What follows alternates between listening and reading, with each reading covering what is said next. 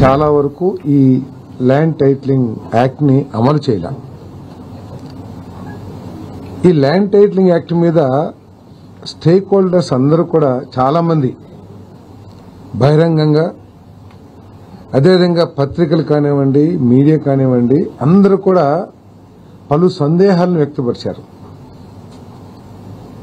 అయినా కూడా గత ప్రభుత్వం హడావిడిగా స్టేక్ హోల్డర్స్తో ఎటువంటి సంప్రదింపులు జరగకుండా దాంట్లో వచ్చే లాభ నష్టాలు ఏమిటి, లేకపోతే ప్రజలకి జరిగే నష్టం ఏమిటి అనేది ఆలోచించుకోకుండా ఒక భయంకరమైన చట్టాన్ని, భయంకరం ఎందుకంటున్నానంటే ఈ చట్టం ఉన్నన్ని అమల్లో ఉన్నన్ని రోజులు కూడా ప్రత్యేకంగా సన్న చిన్నకారు రైతులు కానివ్వండి, లేకపోతే చిన్న చిన్న భూ యజమానులు కానివ్వండి, తీవ్రమైన ఆందోళనకి గురయ్యి నిద్రలేని రోజులు కూడా గడిపారని చెప్పేసి మనం చేస్తా ఉన్నాను. ఎందుకంటే గత ప్రభుత్వం చెప్పినప్పటికీ ఇది కేంద్ర ప్రభుత్వం ప్రతిపాదించిన చట్టం, మేము దాన్ని అమలు చేశామని చెప్పేసి చెప్పడానికి ప్రయత్నం చేసినా కూడా నీతి ఆయోగ్ ఏదైతే ప్రతిపాదించిందో దానికి దీనికి పోలిక లేకోకుండా అనేక క్లాజెస్ ని మార్చివేసిన విషయం మనకు కూడా తెలిసిందే. నీతి ఆయోగ్ ప్రతిపాదించిన దాని ప్రకారం ఒక గవర్నమెంట్ ఆఫీసర్ టీఆర్ఓ అంటే ట్రాన్స్ఫర్ రిజిస్ట్రేషన్ ఆఫీసర్ గా, టైటిల్ రిజిస్ట్రేషన్ ఆఫీసర్ గా వ్యవహరించడం జరుగుతుంది. కానీ మన ఈ గత ప్రభుత్వం, ఆంధ్రప్రదేశ్ ప్రభుత్వం చేసిన దాంట్లో మాత్రం అసలు ఎవరు చేస్తారనే దాని మీద ఏమీ లేకోకుండా, అంటే ఎనీ పర్సన్, అది అధికార లేకపోతే ప్రభుత్వం నామినేటెడ్ చేసే వ్యక్తి అనే విషయాన్ని స్పష్టం చేయకోకుండా, అంటే నామినేషన్ చేసే వ్యక్తి ఎనీ పర్సన్ అని చెప్పేసి ట్రాన్స్ఫరింగ్ టైటిల్ రిజిస్ట్రేషన్ ఆఫీసర్ గా వ్యవహరిస్తారని చెప్పేసి చెప్పింది. ఇది ఎంత దారుణమో ఒకసారి ఆలోచించాలని చెప్పేసి మనం చేస్తా ఉన్నాం. అంతేకాకుండా ఈ టైటిలింగ్ రిజిస్ట్రేషన్ ఆఫీసర్ కి అపరిమితమైన అధికారాలు ఇచ్చి ఏది చేయాలన్నా కూడా ఆయనే చేయాలి, ఆయనే ఫైనల్. ఆయన చేసిన తర్వాత ఇటువంటి విభేదాలు ఏదన్నా ఉన్నట్లయితే లోవర్ కోర్ట్స్ కి ఎటువంటి అధికారాలు లేకోకుండా చేసేసింది గత ప్రభుత్వం. అంటే చిన్న రైతు, ఒక కొంట ఉన్న రైతు ఉన్నాడు అనుకోండి, హైకోర్టుకి వెళ్ళగలడా? హైకోర్టులో ఈరోజు ఏ విధంగా ఖర్చులతో కూడుకున్న విషయం మనందరికీ తెలుసు. సో కేవలం హైకోర్టు మాత్రమే వెళ్ళాలి అని చెప్పేసి లోవర్ కోర్ట్స్ కి కంప్లీట్ గా ఎటువంటి అధికారాలను కత్తిరించేసిన ఈ చట్టం ఎవరిని ఉద్దేశించి, లేకపోతే ఏ సమస్యని పరిష్కరించడం కోసం తీసుకొచ్చింది గత ప్రభుత్వం అర్థం కాకుండా ఉందని చెప్పేసి మనం చేస్తాం. గత ప్రభుత్వం చేసిన ఈ ఏపీ ల్యాండ్ టైటిలింగ్ యాక్ట్ ఏదైతే ఉందో 2022, అది వివాదాలను పెంచే విధంగా ఉంది తప్పితే ప్రజలకి భరోసా కలిగించే విధంగా కానివ్వండి, ప్రజలకి ఇంకా మెరుగైన రిజిస్ట్రేషన్ టైటిలింగ్ విధానాన్ని తీసుకొచ్చినట్టు కానీ ఎక్కడ లేదని చెప్పేసి మనం చేస్తామండి. ఏదైతే చట్టం తీసుకొచ్చిందో గత ప్రభుత్వం, అది రెవెన్యూ వ్యవస్థల్ని, ఇప్పటికి అమల్లో ఉన్న రెవెన్యూ వ్యవస్థల్ని, రిజిస్ట్రేషన్ వ్యవస్థల్ని, అదేవిధంగా ల్యాండ్ రికార్డ్స్ వ్యవస్థల్ని పూర్తిగా ధ్వంసం చేసే విధంగా ఈ చట్టాన్ని తీసుకొచ్చిందని చెప్పేసి మనకి సవినీయంగా మనం చేస్తాను. అంతేకాకుండా కేవలం హైకోర్టుకి వెళ్ళాలి, అసలు ఎటువంటి ఉద్దేశాలతో తీసుకొచ్చిందో కూడా అర్థం కాకుండా ఈ చట్టాన్ని గత ప్రభుత్వం తీసుకొచ్చిందని చెప్పేసి మనం చేస్తూ, మరి అంతేకాకుండా గత ప్రభుత్వ వ్యవహార తీరు చూసి మా ఆస్తులు కూడా తాకట్టు పెట్టుకుంటారేమో, ఎందుకంటే మద్యం అమ్మకాల ద్వారా వచ్చే 20 సంవత్సరాల్లో వచ్చే ఆదాయాన్ని కూడా తాకట్టు పెట్టగలిగిన ఒక ప్రభుత్వం మా ఒరిజినల్ డాక్యుమెంట్స్ వాళ్ళ దగ్గరుంటే ఏమైపోతుందో అనే భయాందోళన కూడా కలిగే విధంగా రిజిస్ట్రేషన్ చేసుకుంటే ఒరిజినల్ డాక్యుమెంట్స్ ఇవ్వము, జిరాక్స్ కాపీలు మాత్రమే ఇస్తాము అని చట్టాన్ని రూపొందించారంటే మరి ఎటువంటి భయంకరమైన చట్టాన్ని వాళ్ళు తీసుకొచ్చారో ఒకసారి ఆలోచించాలని చెప్పేసి మనం చేస్తాను నేను. మరి దాని మూలంగా ఈరోజు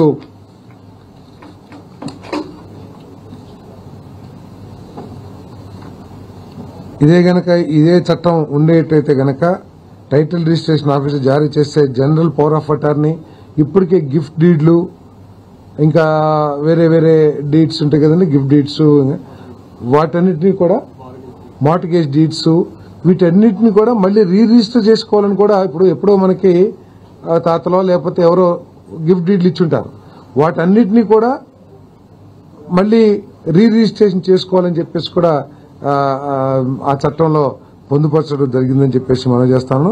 మరి ఆ చట్టం మూలంగా ప్రజల ఆస్తులకి రక్షణ లేదని చెప్పేసి భావించి మరి ఎవరైనా సరే చిన్న కంప్లైంట్ ఇస్తే, ఎందుకంటే టైటిలింగ్ రిజిస్టర్ ఆఫీసర్ గా ఒక ప్రభుత్వ అధికారి, ఉన్నతాధికారి పనిచేస్తాడని చెప్పని చట్టం రేపు ప్రభుత్వం నామినేటెడ్ విధానం ద్వారా ఇస్తే, అదే ఎవరొకళ్ళు ఉద్దేశపూర్వకంగా ఇబ్బంది పెట్టాలనే ఉద్దేశంతో రాజకీయ కారణాలతో ఆ ఆస్తిని వివాదాస్పదం చేస్తే ఎటువంటి దిక్కులేని పరిస్థితి ఉండేదని చెప్పేసి మనం చేస్తాను. ఆ వివాదాన్ని పరిష్కరించడానికి ఎటువంటి మళ్లీ ఆర్డీఓనో లేకపోతే లోవర్ కోర్ట్సో లేకోకుండా నేరుగా హైకోర్టుకి వెళ్లాలంటే ఎటువంటి ఇబ్బంది ఉండేదో కూడా ఒకసారి ఆలోచించామని చెప్పేసి మనం చేస్తాం. దానికోసం ఈరోజు మరి ఆ చట్టాన్ని రద్దు చేశామని చెప్పేసి కూడా మరి చంద్రబాబు నాయుడు గారి ప్రభుత్వం, కూటమి ప్రభుత్వం ఈరోజు చంద్రబాబు నాయుడు గారు, పవన్ కళ్యాణ్ గారు నాయకత్వంలో దీన్ని ఆంధ్రప్రదేశ్ కేబినెట్ రద్దు చేయడం జరిగిందని చెప్పేసి మనం చేస్తాము. అదేవిధంగా రెండోది, ఏ ఆలోచన చేసినా, ఏ విధానం తీసుకొచ్చినా స్వార్థం ఎక్కువగా ఉండి ప్రజలకి మేలు జరిగిద్దా లేదా అనే ఆలోచన తక్కువగా ఉండే విధంగా గత ప్రభుత్వం పరిపాలన చేసిన విషయం ప్రజలందరూ కూడా గుర్తించిన విషయం మీ అందరికీ తెలుసు. 2019-2020 యొక్క పాలసీ, ఇసుక పాలసీ ఏదైతే ఉందో, కనీసం దీని మూలంగా ప్రజలకు మేలు జరుగుతుందా, రాష్ట్రానికి మేలు జరుగుతుందా, లేకపోతే భవన నిర్మాణ కార్మికులకి మేలు జరుగుతుందా, నష్టం జరుగుతున్నా కూడా పట్టించుకోకుండా వాళ్ళు ఈ ఇసుక విధానాన్ని తీసుకొచ్చిన విషయం మనందరికీ కూడా తెలిసిందే. మరి 2019-2021లో తీసుకొచ్చిన ఇసుక విధానాన్ని రద్దు చేస్తూ ఆ ప్రభుత్వం చేసుకున్న అగ్రిమెంట్స్, పెద్ద పెద్ద జేపీ తర్వాత ఇంకేదో పెద్ద పెద్ద సంస్థలు బయట నుంచి తీసుకొచ్చి ఏదైతే అంటే అప్పుడు చెప్పుకునేది ఏంటంటే అవి నామ మాత్రమే, కానీ ఆ ఇసుక వ్యాపారం చేసినంత మాత్రం వేరే వాళ్ళని చెప్పేసి చెప్పుకుంటుండేవాళ్ళు. ఏదేమైనా ఇక్కడ ఆ అగ్రిమెంట్లన్నీ కూడా రద్దు చేసేయడం జరిగిందని చెప్పేసి మన ఆ విధానాన్ని, అదేవిధంగా ఆ అగ్రిమెంట్లు కూడా అన్ని రద్దు చేయడం జరిగిందని చెప్పేసి మనం చేస్తాం. ఎంత ఘోరం అంటే వాళ్ళు బకాయిలు పడ్డా కూడా రాష్ట్ర ప్రభుత్వానికి చెల్లించాల్సిన అమౌంట్, పెద్ద అమౌంట్లు, కోట్లాది రూపాయలు ఉన్నా కూడా ఎన్ఓసీలు జారీ చేసి వారికి ఎటువంటి బాధ్యత, ఇబ్బందులు లేకోకుండా సర్టిఫికేట్ జారీ చేసిన విషయాన్ని కూడా దృష్టికి తీసుకొస్తారు. కానీ ఏదో 800 కోట్లకి కాంట్రాక్ట్ ఇచ్చామని చెప్పారు, కానీ రాష్ట్రానికి మాత్రం ఏమీ ఆదాయం వచ్చినట్లయితే ఎక్కడ కూడా కనపడలేదు. మరి దాన్ని దృష్టిలో పెట్టుకుని ఎటువంటి ఆదాయాన్ని ఆశించుకోకుండా ప్రభుత్వం ఉచితంగా ఇసుక సరఫరా చేయాలని చెప్పేసి నిర్ణయం తీసుకున్నాం. కేవలం లోకల్ బాడీస్ కి వచ్చే సీనరేజ్, అదేవిధంగా లోడింగ్ ఏదైతే లేబర్ కానీ ఎవరైనా చేస్తారో అవి తప్పితే రాష్ట్ర ప్రభుత్వానికి ఎటువంటి ఆదాయం ఆశించుకోకుండా రాష్ట్ర ప్రజల సౌలభ్యం కోసం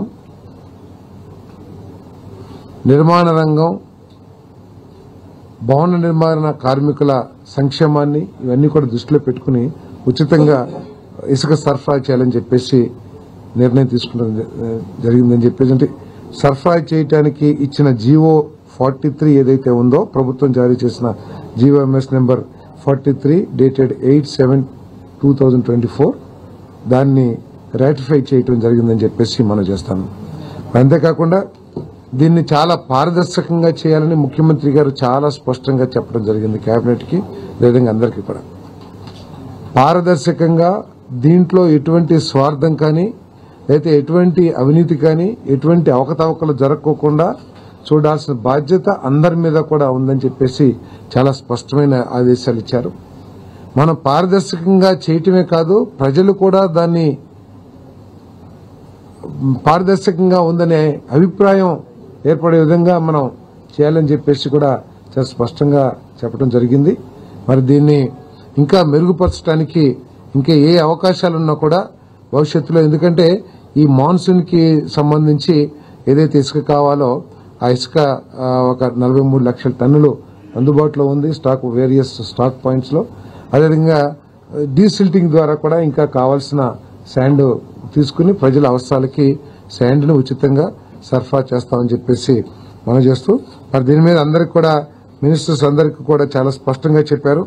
మరి దీనికి ఒక కమిటీ వేసి దీన్ని పారదర్శకంగా అమలు చేసే విధంగా పర్యవేక్షణ చేయాలని చెప్పేసి కూడా చెప్పడం జరిగింది. Sir different officer, joint collector, 5 officers ఉన్నారు, అధికారుల కమిటీ. సార్ డిస్ట్రిక్ట్ లెవెల్ కమిటీలు. సో గత ప్రభుత్వం ఎంత ఘోరంగా చేసిందంటే, సుప్రీంకోర్టు, ఎన్జీటీలు ప్రభుత్వ యంత్రాంగాన్ని, ప్రభుత్వాన్ని ఈ ఇసుకలో జరుగుతున్న అవకతవకలు లేకపోతే వైలేషన్స్ ఏదైతే ఉన్నాయో వాటి గురించి ఇన్ఫర్మేషన్ అడిగితే వాళ్ళ ఆ ఉన్నత న్యాయస్థానాలను కూడా మిస్లీడ్ చేసే విధంగా సర్టిఫికెట్స్ కూడా ఇవ్వబడాయని చెప్పేసి రికార్డ్స్ అన్ని కూడా చెప్తా ఉన్నాయి. ఆ విధంగా కాకుండా సుప్రీంకోర్టు వివిధ సమయాల్లో వెలుబుచ్చిన అభిప్రాయాలు కానివ్వండి, ఎన్జీటీ వెలుబుచ్చిన అభిప్రాయాలు కానివ్వండి, అందరి ఆ అభిప్రాయాలన్నింటినీ కూడా గౌరవిస్తూ ఇక్కడ పారదర్శకంగా ఉచిత ఇసుక ఇచ్చే కార్యక్రమాన్ని చేస్తామని చెప్పేసి కూడా మనం చేస్తాం. దీని తర్వాత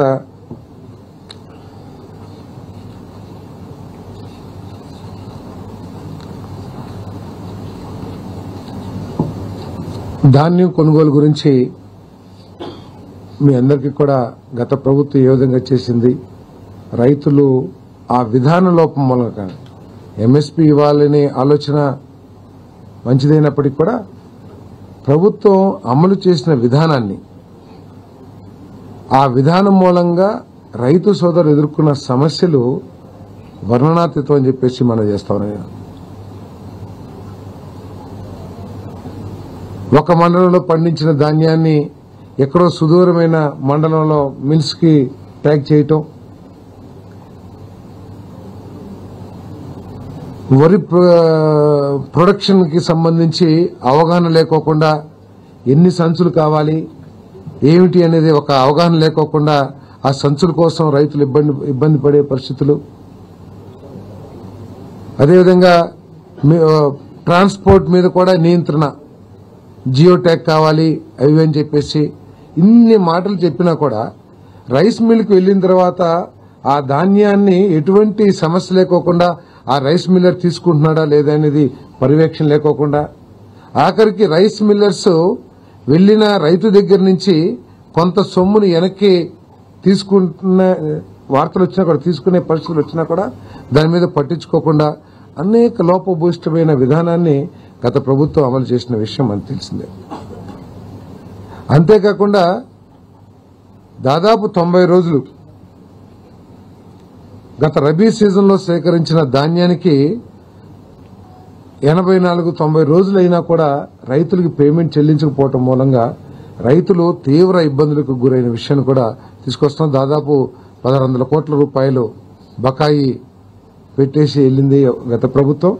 దాంట్లో 1000 కోట్ల రూపాయలు వెంటనే మరి చంద్రబాబు నాయుడు గారి ప్రభుత్వం, రాష్ట్ర ప్రభుత్వం రిలీజ్ చేసిన విషయాన్ని కూడా తెలియజేస్తా ఉన్నాను. మరి త్వరలో ఇంకా మిగతాయి కూడా చెల్లించేస్తాం. మరి ఈ అవసరాల కోసం వాణిజ్య బ్యాంకుల నుంచి 2000 కోట్ల రూపాయల రుణాలని సేకరించడం కోసం మరి ఈరోజు కేబినెట్ ఆ ప్రతిపాదనని కేబినెట్ ఆమోదం చేసిందని చెప్పేసి మీకు తెలియజేస్తా ఉన్నాను.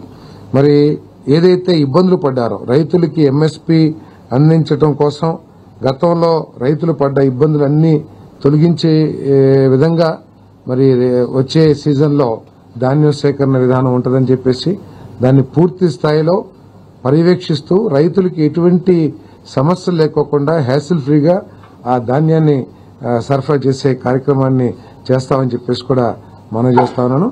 అదేవిధంగా వచ్చే సీజన్ కోసం వచ్చే సీజన్లో రైతులకి ఇబ్బంది లేకోకుండా వారికి చెల్లించాల్సిన డబ్బును చెల్లించడం కోసం 3,200 కోట్ల రూపాయలని కొత్తగా రుణం పొందేందుకు రాష్ట్ర ప్రభుత్వ హామీని కోరుతూ వ్యవసాయ సహకార శాఖ చేసిన ప్రతిపాదనకి రాష్ట్ర మంత్రి మండలి ఆమోదం తెలిపిందని చెప్పేసి నేను మనవి చేస్తాను. అదేవిధంగా రాష్ట్రంలో ఉన్న క్రాప్ ఇన్సూరెన్స్ గురించి కూడా మరి చర్చ జరిగింది. లోపభూయిష్టమైన గత 5 సంవత్సరాల్లో సరైన క్రాప్ ఇన్సూరెన్స్ విధానం లేకపోవటం మూలంగా రైతులు చాలా నష్టపోయారు. కేవలం ఒక రబీకి చేస్తే నెక్స్ట్ క్రాప్కి లేకపోవటం అట్లా లోపభూయిష్టంగా ఉన్న విధానాన్ని గత ప్రభుత్వం అమలు చేసింది. వీటన్నిటి మీద కూడా స్టడీ చేయటం కోసం మరి ఒక కమిటీ ఆర్థిక పౌర సరఫరాలు వ్యవసాయ శాఖ మంత్రులతో మరి ఒక అధ్యయన కమిటీని ఏర్పాటు చేయడం జరిగింది. ఆ కమిటీని వెంటనే ఒక నెల రోజుల్లో నివేదిక ఇవ్వాల్సిందిగా కూడా సూచన చేయడం జరిగిందని చెప్పేసి మనం చేస్తాను. మరి దీంట్లో ఇన్సూరెన్స్ విధానం మరి అదేవిధంగా కొత్తగా మరి ఈ సీడ్ మేజ్ ఏదైతే ఉందో మన విత్తనాలు మొక్కజొన్న విత్తనాలు ఆ ప్రొడక్షన్ నూజివీడు చాలా ప్రాంతాల్లో కూడా ఎక్కువగా ఉంది. దానికి చాలా ఖర్చుతో కూడుకున్న వ్యవసాయ విధానం దాని మీద కూడా మరి ముఖ్యమంత్రి గారు స్టడీ చేయమని మామిడి రైతుల ఇన్సూరెన్స్ కూడా స్టడీ చేయమని చెప్పేసి కూడా ఈ కమిటీకి తెలియచేయడం జరిగిందని చెప్పేసి మనం చేస్తా ఉన్నాను. అంతేకాకుండా కౌలు రైతుల గురించి కూడా చర్చించడం జరిగిందని చెప్పేసి మనం చేస్తాను. ఎందుకంటే కౌలు రైతులకి పూర్తిగా ఆర్థిక సహాయం బ్యాంకుల నుంచి అందట్లేదనే అభిప్రాయాన్ని ముఖ్యమంత్రి గారు మరి కేబినెట్ చర్చించడం జరిగింది. మరి రాబోయే రోజుల్లో తప్పకోకుండా దాని మీద ఒక స్టడీ చేసి ఈ కౌలు రైతు కార్డులు ఏవైతే ఉన్నాయో ఏ విధంగా ఇవ్వాలనే దాని మీద వాళ్ళకి ఎటువంటి ఇబ్బందులు లేకుండా సులువుగా రుణాలు అందించడం కోసం ఎటువంటి విధానాన్ని తీసుకురావాలనే దాని మీద అధ్యయనం చేయమని చెప్పేసి కూడా ముఖ్యమంత్రి గారు సూచించడం జరిగింది. అంటే కౌలు రైతులకు మేలు చేయాలి. ఎందుకంటే దాదాపు ఎక్కువగా వ్యవసాయం ఎస్సీ ఎస్టీ బీసీ చిన్న రైతులందరూ కూడా ఈ కౌలు రైతులుగా ఉన్న విషయం అందరికీ తెలిసిందే. కానీ బ్యాంక్స్ నుంచి గత ప్రభుత్వంలో కౌలు రైతులకు అందింది చాలా తక్కువ. కనీసం ఒక 4-5% కూడా కౌలు రైతులకి రుణాలు అందిన పరిస్థితి గత ప్రభుత్వం లేదు. మరి దాన్ని సులభతరం చేయడం కోసం ఏ విధంగా కౌలు రైతు కార్డులు ఇవ్వాలి వాటన్నిటి మీద కూడా అధ్యయనం చేయమని చెప్పేసి ముఖ్యమంత్రి గారు సూచించారని చెప్పేసి మనం చేస్తాను. అదేవిధంగా 2018లో ఆనాడు ముఖ్యమంత్రిగా ఉన్న చంద్రబాబు నాయుడు గారు ప్రకృతి వ్యవసాయాన్ని ఈ రాష్ట్రంలో 5 లక్షల ఎకరాల్లో ప్రారంభించిన విషయం మీ అందరూ కూడా గుర్తుండే ఉంటుంది. మరి ఆ వ్యవసాయానికి ఈ మరి గుల్బెంకియన్ అవార్డు వచ్చింది.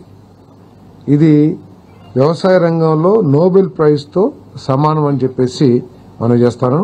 మరి ముఖ్యమంత్రి గారు ఈ ప్రకృతి వ్యవసాయాన్ని ఇంకా మెరుగ్గా చేయాలని చెప్పేసి మరి 4 రెట్లు 2029 నాటికి 20 లక్షల హెక్టార్లు అంటే 50 లక్షల ఎకరాలు దాదాపు 50 లక్షల ఎకరాల్లో ఈ ప్రకృతి వ్యవసాయాన్ని తీసుకురావాలని చెప్పేసి దీని మీద ఇంకా ఎక్కువగా స్టడీ చేసి అగ్రికల్చర్ డిపార్ట్మెంట్ హార్టికల్చర్ డిపార్ట్మెంట్ రైతుల దగ్గరికి తీసుకువెళ్లాలని చెప్పేసి కూడా మరి ముఖ్యమంత్రి గారు సూచించారు. రాబోయే రోజుల్లో ఆంధ్రప్రదేశ్ ప్రపంచానికి ప్రకృతి వ్యవసాయంలో లీడర్గా వ్యవహరించబోతుంది, మార్గదర్శిగా వ్యవహరించబోతుంది అని చెప్పేసి కూడా అభిప్రాయం కేబినెట్ వ్యక్తపరిచింది.